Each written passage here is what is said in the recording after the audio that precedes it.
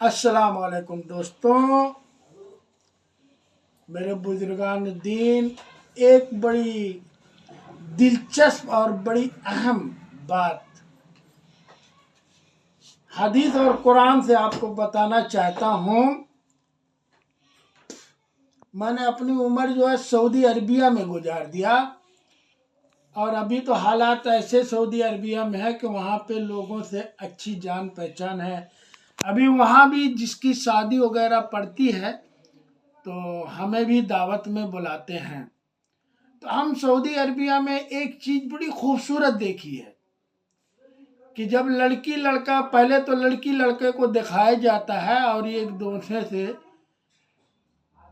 मताला होता है कि हम आपको, यानी लड़का जो है लड़की को 30, 40, 50 हज़ार रियाल देता है। देने के बाद लड़की जो है अपने मन पसंद के जेवरात, कपड़े वगैरह खुद लड़के के पैसे से तैयार करती है और उसके बाद दोनों घराने के लोग एक सऊदी हॉल बुक करते हैं और उसमें दोनों घराने, लड़की के भी घराने के और लड़के के भी घराने के लोग इकट्ठा होते हैं। उसमें कुछ खर्च लड़की वाले करते हैं, कुछ खर्च लड़का वाले करते हैं। जैसे खाने का बंदोबस्त लड़के वाले ने किया तो हॉल की बुकिंग जो है लड़की वाले करते हैं। यानी वहाँ पे एक महर के तौर पे, एक महर जो होती है ना 40-50 हज़ार रुपया लड़की को एडवांस यानी पहले दे दिया जाता है। निकाह जिस दिन होता है उस दिन दे दिया जाता है, मगर वो 2-4 आदमियों के साथ निकाह होता है।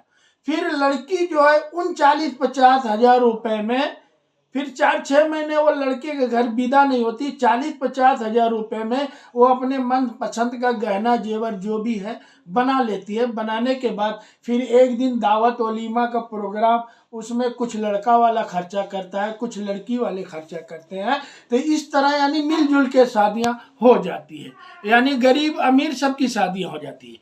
कुछ 2 साल पहले मैं सऊदी अरबिया से इंडिया आया हुआ था, तो उस वक्त मैंने अपने मुसलमान भाइयों में एक बड़ी अच्छी चीज़ देखी थी कि बारातियों का सिलसिला जो है वो कम हो गया था। यानी लोग 5-10 आदमियों के साथ जाते थे, मगर जो लेन देन वाला सिलसिला था, दहेज जो प्रथा थी वो वही थी, मगर जो बारातियों का सिलसिला था वो थोड़ा कम हो गया था।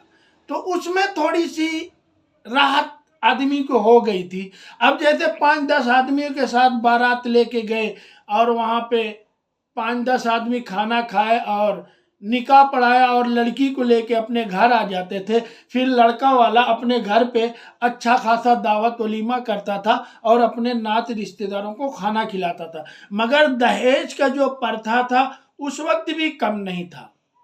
तो लड़की वालों के एक तरफ से आफियत ये हो गई थी कि शादी में जो खाने पीने में 2-3 लाख रुपए लगता था वो कम हो गया था। तो उसमें लड़की वाले क्या होते थे तो खुशी खुशी अपना दहेज प्रथा पूरा कर लेते थे।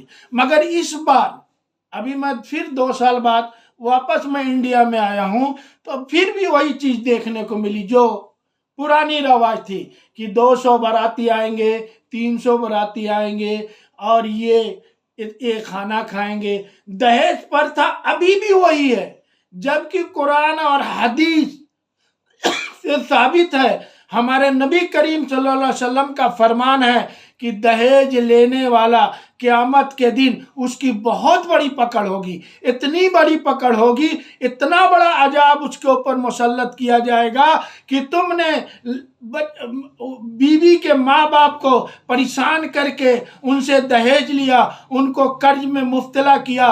तो ये दोस्तों, ये प्रथा तो अभी हमारे मुसलमान भाई हों या हिंदू भाइयों में तो हमारे और ज़्यादा दिन पे दिन 10 तोला 5 तोला सोना, ये टीवी चाहिए, बुलेट चाहिए, फ्रिज चाहिए। यानी लड़की को बिल्कुल, लड़की के माँ बाप को इतना कर्ज में डाल दो कि वो गरीब हमेशा कर्ज में डूबे रहें और एक लड़की की शादी करके 10 साल फिर वो कर्ज चुकाते हैं, तब तक दूसरी लड़की की शादी आ जाती है, फिर वो 10 साल पीछे चले जाते हैं, फिर तीसरी लड़की की शादी आ जाती है, फिर वो 10 साल पीछे चले जाते हैं। उसके बाद वो गरीब इस लायक भी नहीं बचते कि वो अपनी बच्ची खुशी जिंदगी प्यार मोहब्बत में गुजार सकें, हंसी खुशी से गुजार सकें। तो मेरे दोस्तों, मुसलमान हो या हमारे हिंदू भाई हो, इन चीज़ों पे ध्यान दें और इस पे लिहाजा इस चीज़ों पे ध्यान दें,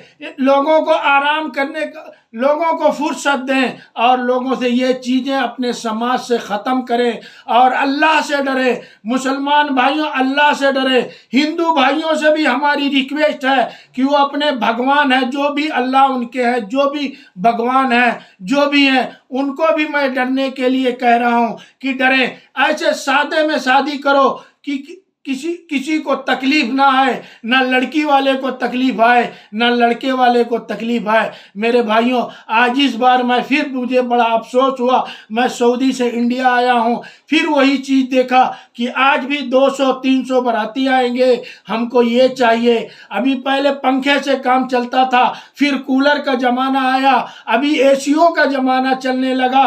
पहले साइकिल का ज़माना था, फिर मोटरसाइकिल पे आए, अभी 4 चक्का का ज़माना हो गया। तो मेरे भाइयों, एहतमाम करो। लिहाजा हर मुसलमान भाई, हर हिंदू भाई से ये मेरी रिक्वेस्ट है कि इन चीज़ों का ध्यान दें, एक दूसरे को तकलीफ ना दें, हंसी खुशी से शादी ब्याह करें, ताकि लड़के वाले अगर तकलीफ में ना आए तो लड़की वाला भी तकलीफ में ना आए। ये मेरे दोस्तों, ये हमारे जो हिंदू भाइयों, मैं आपको बताता हूँ कि हमारी जो किताब है, जो कुरान क्या है, हमारे कुरान का फरमान है कि दहेज लेना हराम है। जिस तरह सूद खाना हराम है, इसी तरह दहेज लेना भी हराम है। तुम्हारी गीता भी उठा के देख लो, गीता में भी यही बात लिखी है कि सूद खाना हराम है, दहेज लेना भी हराम है।